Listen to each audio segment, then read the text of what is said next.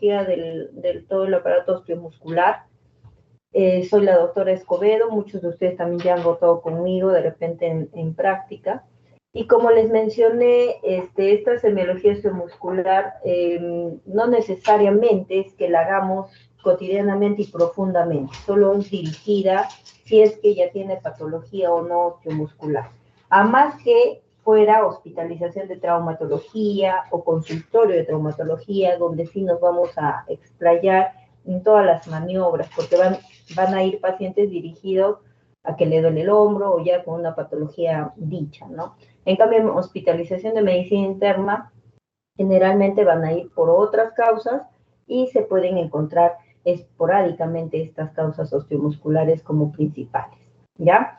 Entonces, vemos que necesitamos igual una anamnesis para realizar osteomuscular adecuada, estructurada, dirigida, como les digo siempre, cuando ustedes hagan una historia clínica, una afiliación, una anamnesis, tiene que ser dirigida a la patología que están tratando, ¿no?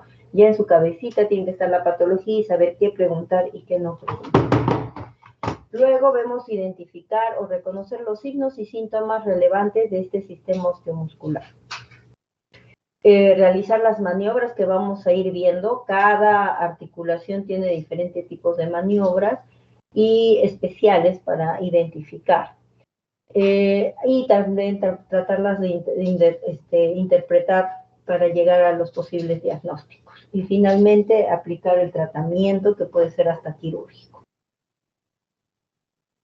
En el sistema osteomuscular vamos a ver que tenemos dos huesos conformados, articulaciones, todos los daños musculares, tendones, ligamentos o bursos, ¿no? El objetivo de esta semiología es permitir determinar las alteraciones tanto funcionales como estructurales mediante el interrogatorio dirigido y el examen físico sistemático. Entonces, ¿qué va a integrar esto? Va a integrar si es que hay un dolor o limitación funcional. Eso es lo que tenemos que siempre preguntar, o que va a venir el paciente diciéndonos que está con dolor y limitación funcional, o sea que no lo deja utilizar esta articulación como debería. Inflamación articular o periarticular, con los signos inflamatorios que conocemos, ¿no? Que es eritema, dolor, inflamación, rubor, calor. Deformidades o alteraciones de la marcha, que también pueden ocasionar problemas de la columna, alteraciones de la marcha o de la cadera, ¿no? Fuerza muscular, que también vamos a presentar qué escala vamos a utilizarla, y reflejos osteotendinosos. Los reflejos osteotendinosos, fuerza, sensibilidad, también se evalúan en lo neurológico, ¿ok? Pero en este caso estamos hablando solo de osteomuscular. Entonces, en esta anamnesis tenemos la mnemotecnia como en el del dolor. Todos sabemos que el dolor, cualquier tipo de dolor, aplicamos el Alicia. En osteomuscular vamos a variar un poco. Por ejemplo, la A va a ser del área, la localización. ¿Dónde exactamente le duele? En la articulación, arriba, abajo, a la derecha, a la izquierda, adelante o atrás. Difuso, si es en todo o es localizado. Tú tocas, mayormente estos osteomusculares, donde tú tocas, ahí está el dolor y es muy objetivo, ¿no? Y ahí está el daño. La L del lapso, inicio o evolución, cuando comienza, si es súbito, si es gradual, si es continuo o es episódico, o después de un ejercicio, ¿no? La intensidad, que es la escala visual análoga, que eso siempre vamos a preguntar en cuanto a todo dolor, es desde el 0 hasta el 10. Y esto se pregunta, ¿no? 0 es nada de dolor, 10 es el peor dolor de tu vida, ¿no? Él tiene que decirnos un número. 0, nada de dolor, y 10, si, qué tanto se acerca o es el peor dolor de su vida del paciente. La C de características, como es el dolor, si se irradia o a qué zona. La I de influencias, como agravantes, movimiento, reposo, frío, calor o atenuantes. A de afectación funcional, la limitación de actividades, o traumatismos previos, o traumatismo que ya lo esté incapacitado. Entonces ahí también tenemos el Alicia para ver cómo hacemos la anamnesis del sistema osteomuscular. Al examen físico, lo primero que vamos a hacer es la inspección. Siempre se ve la simetría en el cuerpo del paciente, ¿no? Si es que un lado mueve igual que el otro, si uno se siente igual que el otro. Entonces, simetría de derecho e izquierdo. Si hay edema, si hay eritema, si hay atrofia, si hay deformaciones en la marcha, deformaciones en las articulaciones o también alteraciones en la marcha. Esto vamos a hacer en la inspección. En la palpación vamos a poner nuestra mano y vamos a ver la temperatura, si hay dolor al tocar, si hay crepitación. Esto en las articulaciones son como crujidos muy suaves, ¿no? Que indican inflamación, derrame o contractura. Eso también se va a palpar. El derrame líquido, sea o sangre o pus, vamos a palparlo como un colchoncito, como algo blando, ¿ya? Entonces, eso es la palpación. Y las contracturas, pues obviamente algo más duro, sobre todo se ve en los músculos paravertebrales, por ejemplo, cuando lo examinamos, o en las zonas del cuello. La movilidad, que es otro de los parámetros importantes al examen físico, vemos la actividad, la movilidad activa, que es la que nosotros decimos al paciente que mueva, ¿no? La articulación, abducción, aducción, flexión, extensión, sin nuestra ayuda. Pasiva es que nosotros hacemos el movimiento con el paciente. Y ahí vemos también los arcos de movimiento, sobre todo en el hombro, el dolor y la limitación. Y a veces el dolor limita, no necesariamente que no lo pueda mover como un hombro congelado, sino es el dolor que lo limita, ¿no? 4, vemos la fuerza con la escala del 0 al 5, comparando bilateralmente siempre, ¿ya? Entonces tenemos una escala 0 al 5, haciendo una contrafuerza para saber la fuerza que el paciente nos muestra. Y 5, las maniobras especiales para cada articulación, ¿no? Pruebas específicas según la región y la sospecha diagnóstica que tenga. Entonces, la evaluación siempre tiene que ser bilateral y comparativa en todas las regiones, y esta es la manera de hacer el examen físico, ¿sí? Luego, en la inspección, como hemos visto, simetría corporal, edema, tumefacción, eritema, cambios de la piel, atrofia muscular, muchas veces se puede ver como, si comparas con la otra mano, cómo se ve la atrofia muscular, pues disminuida esta masa muscular, ¿no? Deformidades articulares, posturas o alineación, marcha y apoyo. Ejemplos clínicos sobre esto tenemos el genovalgo, que lo vamos a ver ahorita en imágenes, ángulo tibio femoral lateral, que son como en X, el genovaro, como en paréntesis, la escoliosis, que son curvaturas laterales de la columna vertebral, el pie plano, la cifosis, hipercifosis o hiperlordosis. Esto se va a ver en la inspección. Entonces acá vemos el pie plano, también tenemos el pie sambo en la D. En la B tenemos el pie valgo, que es una inclinación cubital, el pie quino, el pie cabo y el pie talo, ¿no? Lo que más frecuente vamos a ver es el pie plano, que es la pérdida de la curvatura, ¿no? del pie. Y también vemos el genovalgo, que es como X, el normal, y el genovaro, que es como en paréntesis, como lo están viendo en la imagen. Eso es en la inspección. También vemos en la inspección la escoliosis, ¿no? La desviación de la columna, que claramente en la imagen de aquí vemos cómo es que se ve la desviación de la columna, o en la frontalmente o lateralmente, ¿no? La hiperlordosis o la hipercifosis. Nosotros tenemos siempre estas curvaturas, y por eso decimos hiperlordosis o hipercifosis en cuestión a patología. En tanto a la palpación, hay que evaluar la temperatura, la sensibilidad, la crepitación, el derrame y las contracturas. Quisiera que todos en este momento, bueno, si pudieran, se agarren su rodilla, estiren y doblen, estiren y doblen. Muchos van a tener crujido, porque es como no sé, los famosos conejos son gruesos, ¿no? Crujidos por alguna caída, por algún deporte, son deportistas. Entonces siempre, pongan su mano completa en su rodilla, estiren y doblen y van a sentir un tipo de crujido. La crepitación es un sonido más suave, es como estos sonidos, pero más pequeños, más suaves, que eso ya nos indica inflamación de la articulación. ¿Ya? Entonces, en la temperatura vemos el calor local, sugiere inflamación activa, tanto de artritis o bursitis, y hay que comparar siempre. En el dolor a la palpación hay que localizar el punto máximo de dolor a la articulación. Puede ser al movimiento activo, al movimiento pasivo o simplemente tocando en todas las zonas de la articulación. La crepitación, como les dije, es una sensación de roce articular fina, ya que nos va a involucrar inflamación, o gruesa, que es degenerativa en caso de la artrosis. El derrame articular es con fluctuación, signo de la tecla, en el signo del témpano en la rodilla, porque tú aprietas con las dos manos y la presionas hacia abajo la rótula y solita va a subir. Y entonces es el signo del témpano. O si no, ver la sinovitis, ¿no? Las contracturas, que son un aumento voluntario del tono muscular y generalmente es protector al dolor.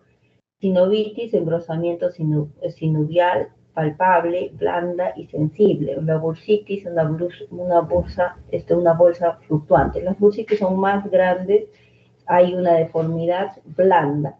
En cambio, en la sinovitis simplemente es un engrosamiento. Sienten claramente que en la articulación hay como un edema pequeño, ¿no? Se siente como gelatina. La bursitis, la sinovitis.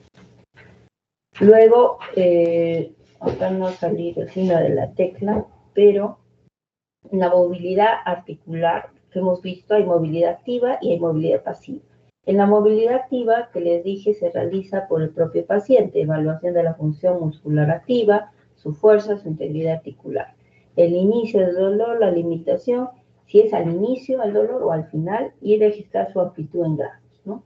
Y la movilidad pasiva más bien la realiza el doctor, evalúa la integridad de la articulación, porque ahí sí tú vas a generar todos los rangos de movimiento. El paciente está relajado completamente, hay que compararlo siempre con el contralateral y detectar una limitación estructural.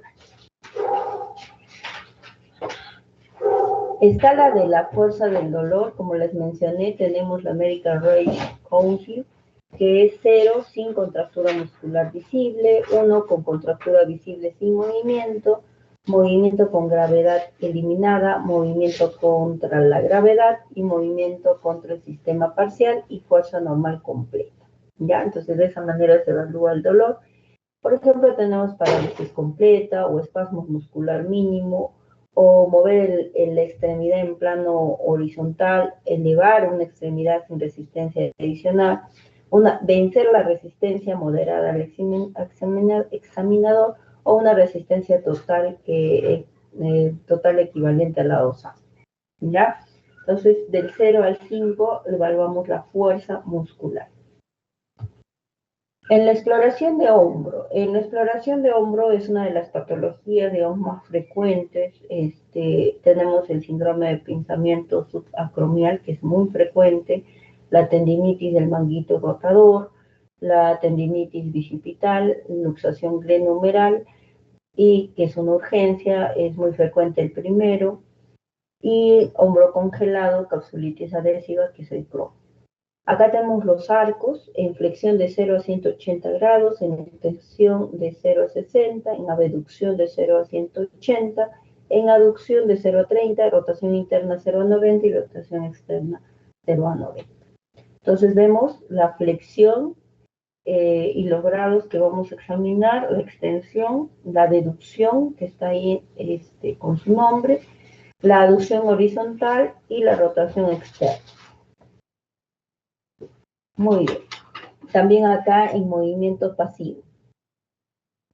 Movimiento activo, movimiento pasivo son las diferentes maniobras que vamos a ver en el hombro.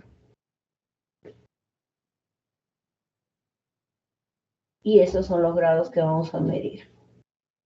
Tenemos la maniobra de Mir, que es el síndrome de pinzamiento subacromial. La posición, el paciente está sentado, relajado, a estabilizar la escápula con una mano, agarras la escápula, elevar pasivamente el brazo en flexión anterior con el codo extendido, y acá en todas las maniobras vamos a buscar a este movimiento si hay dolor, ¿no? Para ver si es que hay un pinzamiento en el subacromial. Entonces, si hay dolor en la región anterolateral del hombro entre 70 y 120 grados de flexión, es positivo. Datos de epidural, sensibilidad 79%, especificidad 66%. Esto no nos va a decir al 100%, como ven, si es que es el subacromial, pero sí hasta un 50 o 60%, y es muy útil en la evaluación inicial. Posteriormente nosotros podemos buscar exámenes auxiliares como ecografía o resonancia magnética, ¿no? Para corroborar el daño a qué estructura. Y el mecanismo, bueno, fisiopatológico, que es la compresión del tendón supraespinoso y la bursa subacromial entre la cabeza humeral y el arco coracoacromial durante la elevación del brazo. Entonces acá vemos que esta es la maniobra en NIR. Estiramos el brazo a 90 grados, lo rotamos y lo levantamos, ¿no? Y si hay ese dolor, pues es positivo para el pinzamiento subacromial. Luego tenemos la maniobra de Hawkins-Kennedy, que es el pinzamiento también subacromial. El objetivo es evaluar la comprensión del supraespinoso y la bursa subacromial por rotación interna forzada. Entonces, la técnica es que el hombro a 90 grados de flexión anterior, codo 90 grados de flexión, examinar a 90 grados el hombro, a 90 grados el codo y examinar la aplicación de rotación interna.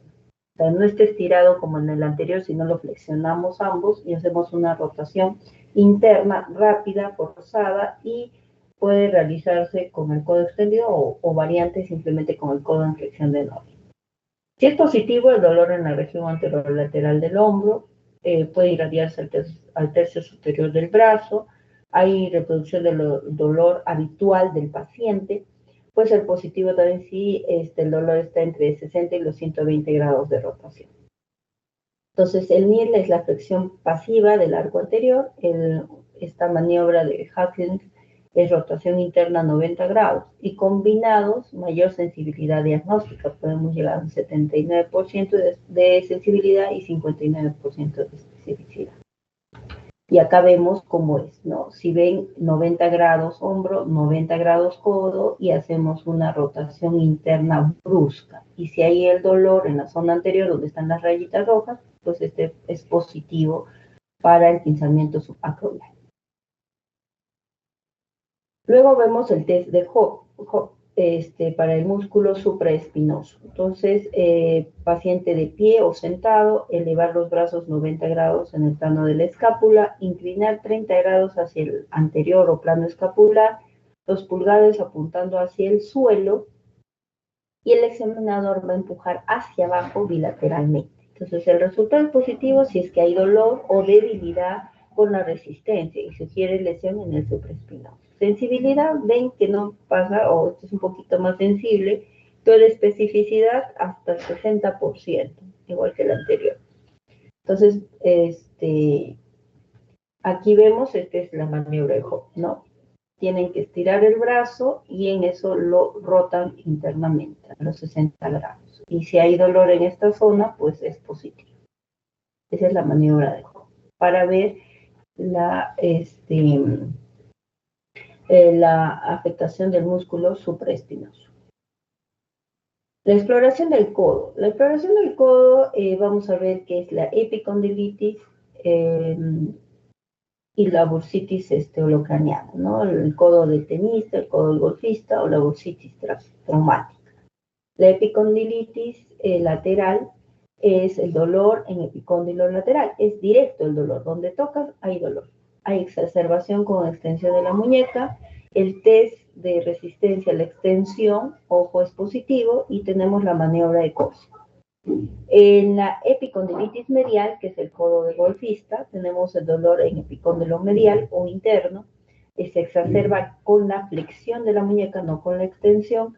Y tenemos el test de la resistencia a la flexión. O sea, ustedes hacen una resistencia a la flexión del paciente. Dicen que flexiona la muñeca y eso es una contrafuerza. Y si esto sale positivo, pues es el dolor. Palpación en el epicóndilo medial directa, es objetivo el dolor.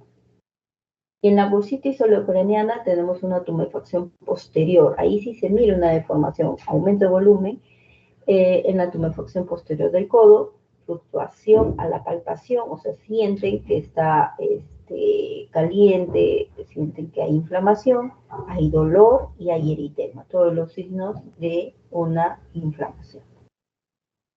Entonces acá vemos otras pruebas también de Mill, la de Cousin, que les mencioné, una resistencia a la extensión, la prueba de la silla, que también nos ayuda a ver lo del codo, que es como menciona en la figura, agarrar la silla y retrocederla. Si es que hay dolor, también nos menciona que hay un problema en el codo, maniobra específica del codo de golfista, la están viendo acá también. Pero más que todo es el dolor objetivo en el lado interno o en el lado externo. La exploración de la muñeca y la mano. Vemos que vamos a evaluar tanto la movilidad activa y pasiva, la fuerza de puño o de pinza, la sensibilidad tanto de los nervios cubital, medio y radial, deformidades articulares, que siempre vamos a ver en adultos mayores, en hospitalización siempre vamos a ver deformidades articulares, edema y tumefacción o los nódulos de Heberlein y de Bauch. Las patologías más frecuentes pues son el síndrome de túnel carpiano como compresión del nervio mediano, la artritis reumatoidea, la artritis bilateral simétrica, la artrosis interfalángica, que están los nódulos de Heberlein y Bauch, tenosinovitis de Kervin, tendones, el aductor largo y el extensor corto del pulgar, y el dedo en gatillo, que es la estenosis de la vaina tendinosa. Son los más comunes en la exploración de la muñeca. Entonces, acá vemos las diferentes, en la inspección, las diferentes patologías que podemos observar, ¿no? Por ejemplo, la enfermedad de Dupuytren, la artritis reumatoide con famosa deformidad o desviación cubital como en cuello de cisne, la contractura isquémica de Wolfman, también tenemos la síndrome de Raynaud o isquemia en los dedos en salchicha, que también se ven aquí en la esclerodermia, la forma de las uñas, que también se ve en vidrio de reloj, en insuficiencia respiratoria crónica. Y en general, ya bueno, otras patologías propias de la uña, ¿no? Acá también tenemos los nódulos de Heberlein y de Borchardt. Esto es para ver el síndrome del túnel carpiano o las maniobras. Y este es el del puño y el de la pinza, ¿no? Cómo es que tienen que evaluar la fuerza de puño y la fuerza de pinza. Entonces, como mencionamos, una de las patologías más comunes es el síndrome de túnel carpiano, y el túnel carpiano se va a evaluar con dos maniobras. La maniobra de Fallen, que el objetivo es provocar parestesias en el territorio del nervio mediano, la comprensión del canal carpiano con flexión mantenida. Y la técnica es que el paciente flexiona ambas muñecas, ¿no? Lo vamos a ver en una imagen, al máximo, apoyando el dorso de las manos una con otra. Y vamos a mantenerlo durante 60 segundos. Lo pueden hacer todos ahorita, ustedes también. Ponen la mano flexionada una con otra, el dorso, y vamos a contar 60 segundos. Y si aparecen parestesias, hormigueos o adormecimientos en el territorio del primero, segundo o tercer dedo, en la cara radial del cuarto dedo, entonces esto sería positivo. Y tiene una sensibilidad hasta el 75 y una especificidad hasta el 73, más útil en combinaciones con la otra maniobra, nos va a dar más determinación, que es el signo del Tinel, que es la comprensión del nervio mediano. ¿Y cómo hacemos? Percutimos ligeramente con el dedo índice o con un martillo de reflejo sobre el túnel carpiano. Damos pequeños golpes, ¿no? Cara palmar de la muñeca. La percusión se aplica en dirección longitudinal al nervio medial y va a aumentar progresivamente la intensidad a la percusión. Entonces, ¿cuándo va a ser positivo? Cuando la sensación eléctrica o la parestesia distal es al punto de percusión, es el signo de Tinel propiamente dicho. El territorio afecta el primero, segundo y tercer dedo y la cara radial del cuarto. La especificidad aumenta combinado con el FALE. Entonces, el diagnóstico diferencial del túnel carpiano es el síndrome del pronador redondo, o radiculopatía 6-7, o neuropatía diabética periférica, que podría ser que tengan estos dos positivos y no ser un síndrome de túnel carpiano. Tenemos que también pensar en los diferenciales y pueden ser estos. Tenemos el signo del Tinel, como les mencioné, aquí en la imagen, y el test de Falling, ¿no? Que es el de signos del Tinel, que son golpes con percusiones con tu propio dedo, o puede ser con el martillo. Y también la posición de las manos, 60 segundos, para ver si aparece el adormecimiento en el primero, segundo, tercer dedo. ¿Sí? Luego vamos a ver la exploración de la columna vertebral. En la exploración de la columna vertebral, pues vemos que vamos a ver la inspección de la postura, las curvaturas, como vimos, escoliosis, lordosis, sifosis o escoliosis, la palpación de las apófisis espinosas y paravertebrales, la movilidad, tanto flexión, extensión, lateroflexión o rotación, reflejos osteotendinosos, y examen neurológico de las extremidades, que también va a verse afectado por la columna, no necesariamente del sistema nervioso central, sino los dermatomas que están implicados por las raíces nerviosas que salen de la columna vertebral, tanto a los miembros superiores como a los miembros inferiores. Como en el caso del nervio mediano, que esa afectación también podría ser radicular del C6 y C7 que vimos, ¿verdad? Entonces, las patologías más frecuentes son las escoliosis, que vemos la desviación lateral de la columna más de 10 grados, la hernia discal lumbar, que eso es muy común en la emergencia que vemos, compresión radicular L4, L5 o S1, la espondiloartrosis, degeneración de las facetas articulares, la espondilitis o listesis, que es defecto en el istmo vertebral, y la estenosis del canal, que es claudicación neurógena intermitente, la estenosis del canal. Entonces, estas son las patologías frecuentes que vemos. Y ahora vamos a ver un video cómo se evalúa tanto la columna cervical como la columna lumbar, ¿ya? Me avisan si es que se ve, por favor. ¿Sí? ¿Lo ven? A nivel cervical debe notar cualquier trastorno de la alineación o prominencia anormal. Hay que palpar las masas musculares buscando contracturas y palpar las apófisis espinosas buscando puntos dolorosos. De la laringe identifica la vértebra C4 o C5. La inspección de la columna cervical comienza con el estudio de los movimientos, prestando especial atención a limitaciones en el mismo o la provocación del dolor. Iniciamos con una flexión, diciéndole al paciente que toque con el mentón el pecho. Estudiamos la extensión, indicándole que mire hacia arriba todo lo que pueda. Posteriormente, movimiento de rotación, indicándole que con el mentón intente tocar cada hombro alternativamente. Y finalmente, inclinando el cuello lateralmente con la oreja hacia cada hombro. Ok. Esto es para ver la evaluación simplemente de la columna cervical. Es una evaluación indirecta, que solo vamos a ver movimientos activos, ¿no? Dirigidos por el examinador. Y aquí tenemos de la columna lumbar.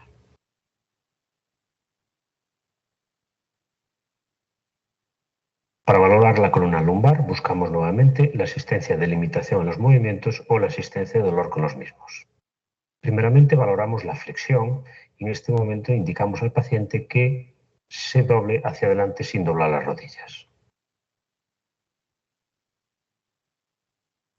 Este movimiento no solamente participa la columna lumbar, sino que también participa la cadera, de tal manera que lo más importante es observar cómo se va modificando la columna lumbar. Hacia arriba. Primeramente observamos que la columna es cóncava A medida que se va flexionando, se rectifica y finalmente observamos cómo se vuelve convexa. Esto ocurre en individuos normales. Si queremos determinar exactamente la movilidad del segmento lumbar, podemos realizar la prueba de Schober. La prueba de Schober consiste en marcar dos puntos de referencia, el primero de ellos a nivel de L5. Para ello tomamos como punto de referencia L4, en la unión de las crestas ilíacas, más o menos un través de dedo 1 centímetro hacia abajo, y otro punto de referencia que se encuentra situado 10 centímetros por encima.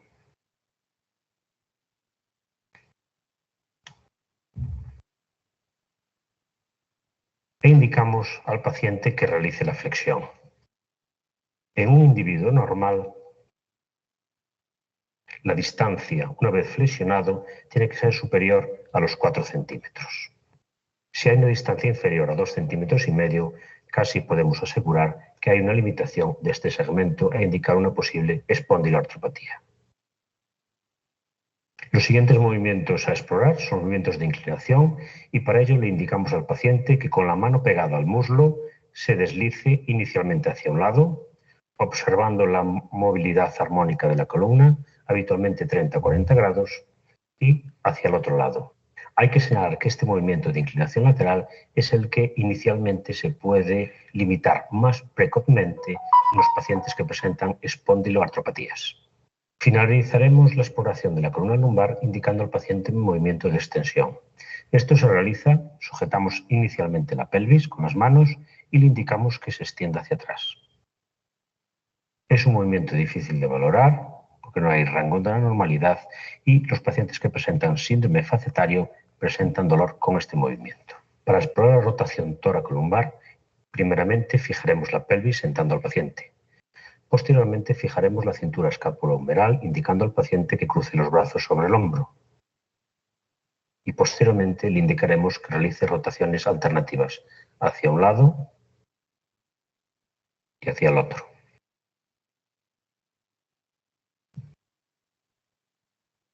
Ya, como habrán visto, ahí está la evaluación tanto de la columna cervical como de la columna lumbar. Todos los movimientos, como les decía, son en consulta externa, con paciente lúcido, consciente, y que viene con este dolor lumbar o cervical y les hacemos estos movimientos activos, donde ellos van a ver los rangos, tanto en extensión o rotación interna o externa, ¿ya?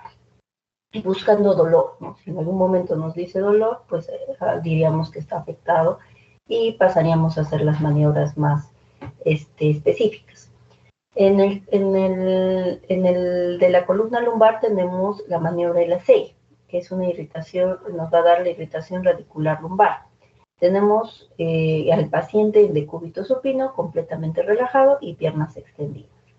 Elevar lentamente la pierna extendida tomando el talón sin flexionar la rodilla. Y el ángulo crítico, donde puede ser positivo y presente dolor, tiene que ser entre el 30 o 70 grados de elevación de la pierna.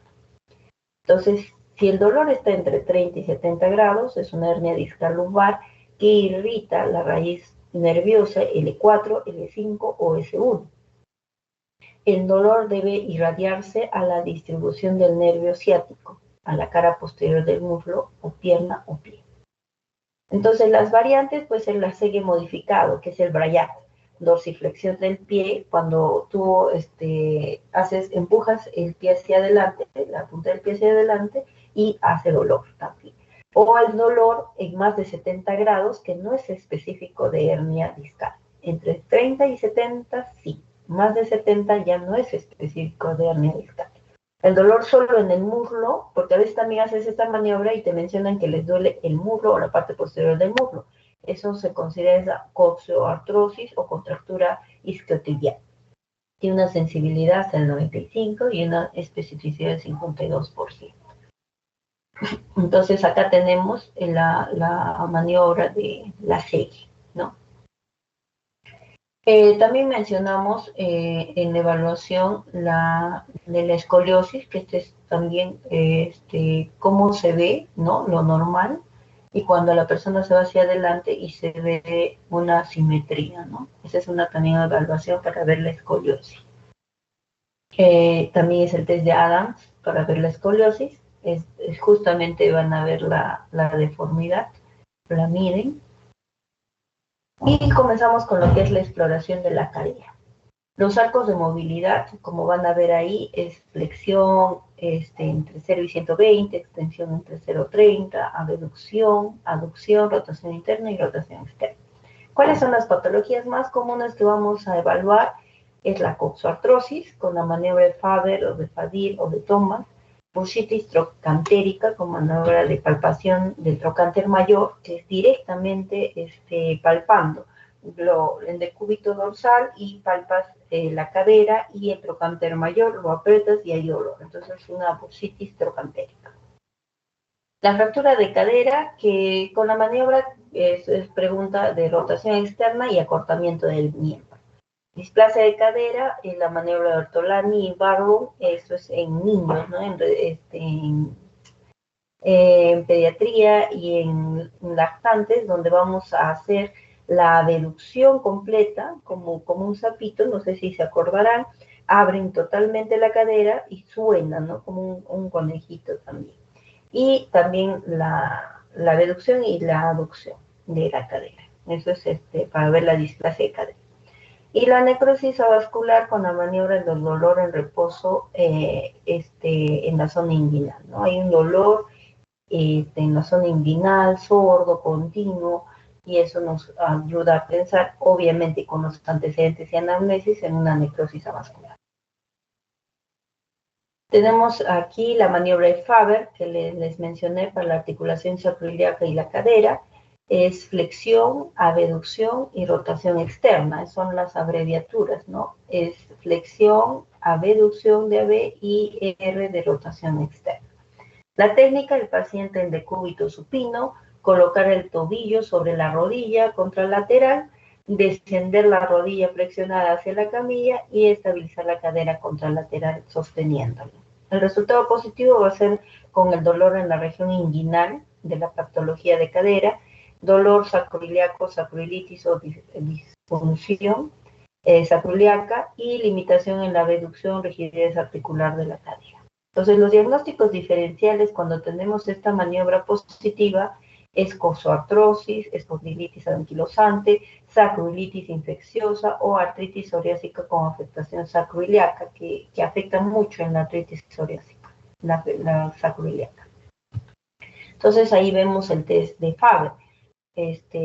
Como mencionan, es una flexión de la rodilla sobre la otra rodilla el pie y haces una fuerza hacia abajo, como lo indica la flecha, y sostienes la cadera contralateral. Y vas a ver si es que presenta dolor o no. Es la evaluación de la cadera. Es más importante, ¿no? Y la otra es la exploración de la rodilla.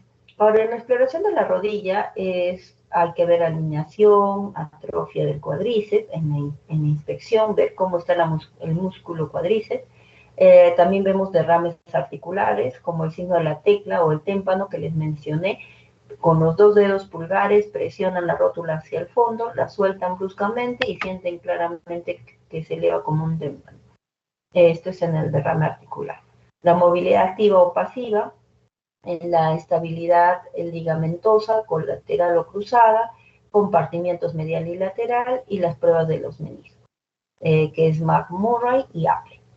Entonces, las patologías más frecuentes tenemos desgarro meniscal, sobre todo en pacientes que juegan un deporte, sobre todo es el fútbol, ¿no? Que puede presentar en cualquier persona, pero más que todo se dan en estas personas que son deportistas.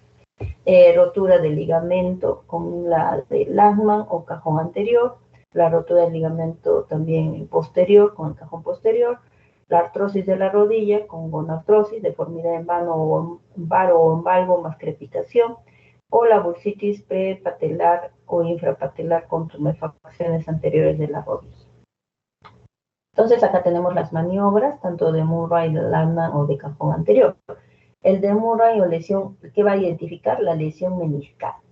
Y esto va a ser con el paciente en decúbito supino, flexión máxima de la rodilla, más de 90 grados, una rotación interna más extensión. Esto va a evaluar el menisco externo y rotación externa más extensión, un menisco interno. Positivo con un clic o dolor en el espacio articular. Entonces, esta es la de Murray, que va a ser la lesión meniscal. La de Lashman, ligamento cruzado anterior. La rodilla en flexión en 20 a 30 grados, fijar el fémur, lo agarran distalmente y desplazamos la tibia hacia la anterior con la otra. Es positivo con el desplazamiento anterior aumentado, especificidad hasta el 95 y sensibilidad 98 y especificidad 95%. Y la del cajón anterior es para el ligamento cruzado anterior. La rodilla flexionada al 90%, el paciente con el pie apoyado en la camilla, tracción anterior de la tibia y es positivo con un desplazamiento más de 6 milímetros y menor sensibilidad que es Lashman, ¿no? Simplemente es en cuanto a sensibilidad y especificidad. Entonces acá tenemos el Lashman, desde Lashman, que es lo que hemos estado viendo hacia adelante, jalarlo, el pivot, el de Murray, que es, si miras la flexión, sostienes la rodilla y haces una rotación externa o interna, ¿sí? Ya lo hemos visto acá especificado. Acá también tenemos cómo vamos a evaluar la rótula, lo que les estaba mencionando, lo del témpano, o el calor, si hay rubor, si hay bursitis, y la evaluación de la rodilla. Esos son el quiste Baker, que también sí es común, que también se puede ver, es en la parte posterior de la rodilla, o también miren una tumefacción anterior, ¿no? Todo eso es en la inspección de la rodilla, antes de las manos. Entonces, tenemos acá 3 casos clínicos. Uno es varón de 55 años con dolor en hombro al elevar el brazo, de 4 meses de evolución. Normalmente estos pacientes van a venir con un tiempo de enfermedad prolongado, sin trauma previo. Entonces, ¿qué vamos a hacer? ¿Qué maniobras? La maniobra ENIR, que la hemos visto, la de Hacking Kennedy también la hemos visto, los dos nos salen positivos, y la de Hobby, que también lo hemos visto, nos sale dudoso. Entonces, nuestro diagnóstico va a ser un síndrome de pinzamiento subacromia. Otro caso, tenemos una mujer de 48 años que presenta hormigueo nocturno en mano derecha, tercer, cuarto dedo, despierta por el dolor sin causa aparente. Hacemos la maniobra de Fallen a los 30 segundos y el signo de Tinel y nos da positivo al síndrome de túnel carpiano. En tercer caso, vemos un varón de 35 años, dolor lumbar, irradiado por cara posterior de la pierna derecha hacia el pie. Inicio tras esfuerzo. Tras un esfuerzo, tras hacer algún esfuerzo importante. Entonces, ¿qué hacemos? La serie. La serie positivo a 45 grados. Acuérdense que solo hasta 70, más de 70 ya no. Hipoestesia en el borde lateral del pie. Y reflejo osteotendinoso aquiliano está disminuido. Entonces, ¿en qué sospechamos? El diagnóstico de una hernia discal L5-S1 con radiculopatía S1. La patología de cadera, otro casito clínico de una mujer de 60 años, dolor de cadera lateral derecha al caminar y una rigidez matutina más de 30 minutos. Entonces, el dolor en región inguinal, trocantérica derecha, el inicio insidioso, empeora con la marcha y al subir las escaleras. Hay una rigidez matutina de 30 minutos, leve mejoría con el reposo y la marcha que es con claudicación, que quiere decir que cuando hay dolor para y se le calma, ¿no? Entonces, al hallazgo, al examen físico, hay una limitación en la adeducción y rotación interna de la cadera. La maniobra de Faber, que lo hemos visto, sale positiva. Hay atrofia del glúteo medio. Vemos que hay una disminución de la masa del glúteo medio, disminución del espacio articular a la imagen, sin signos neurológicos. Eso hay que descartar que sean los signos neurológicos. Entonces, nuestro diagnóstico probable es una coxoartrosis o artrosis de cadera. ¿Qué vamos a pedir? Radiografía, para ver el pinzamiento articular o los osteofitos o la esclerosis subcondral. El manejo va a ser la fisioterapia, bueno, antiinflamatorios en general, a todo lo que es sistema muscular. Y si es que es este caso obesa, pues tiene que bajar de peso por la coxoartrosis. El tratamiento es quirúrgico según el grado y la limitación que produce en el paciente, para ponerle un reemplazo de cadera.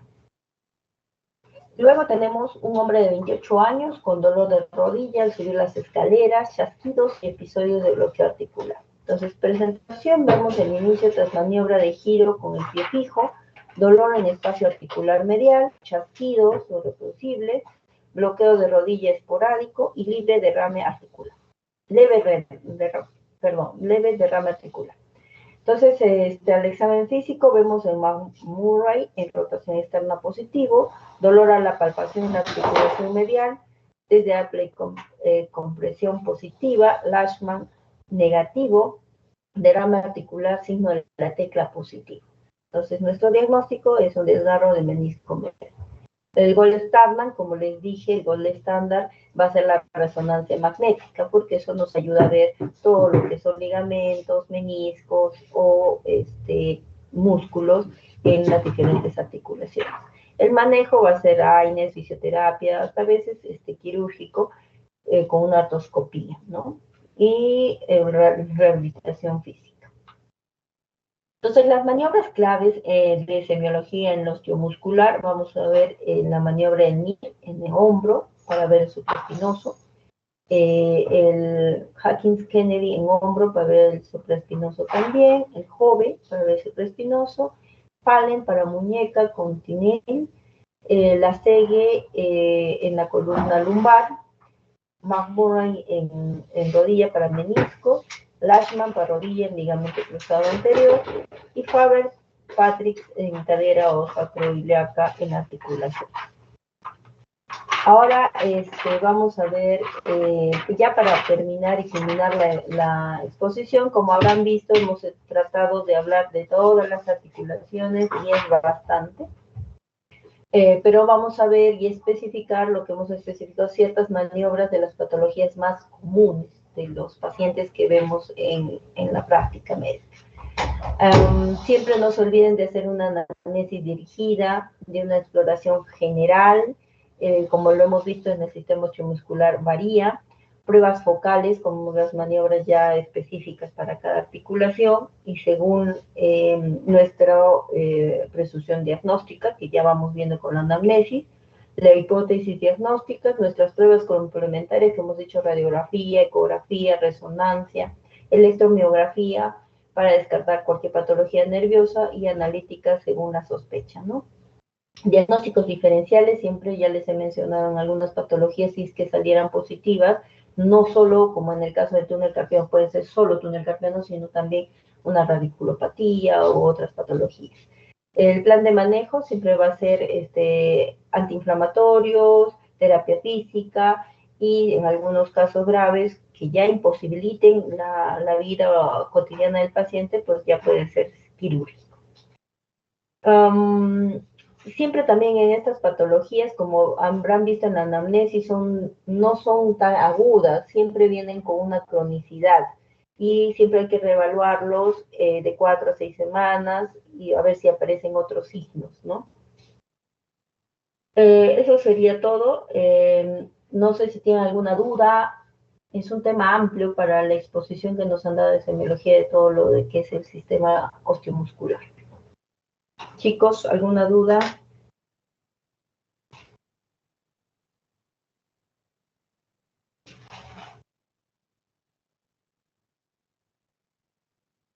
¿Están ahí, chicos? Sí, doctora. Ya, perfecto. No hay ninguna duda. El examen siempre nos van a pedir siempre casos clínicos y creo que les he mencionado muchos casos clínicos. Cada maniobra es específica para una patología, tanto en rodilla como en menisco interno, externo, en hombro, en cadera, entonces son muy dirigidas, ¿no? Entonces, si mencionamos la maniobra, ya podemos ir deduciendo qué diagnóstico, ¿ok? Bueno, entonces, si no hay ninguna pregunta, damos como concluido. Me mandan, por favor, la foto de la asistencia. Y damos por concluida la sesión de hoy día. Doctora, un poco antes, ¿podría descargar la asistencia y pasármela, por favor?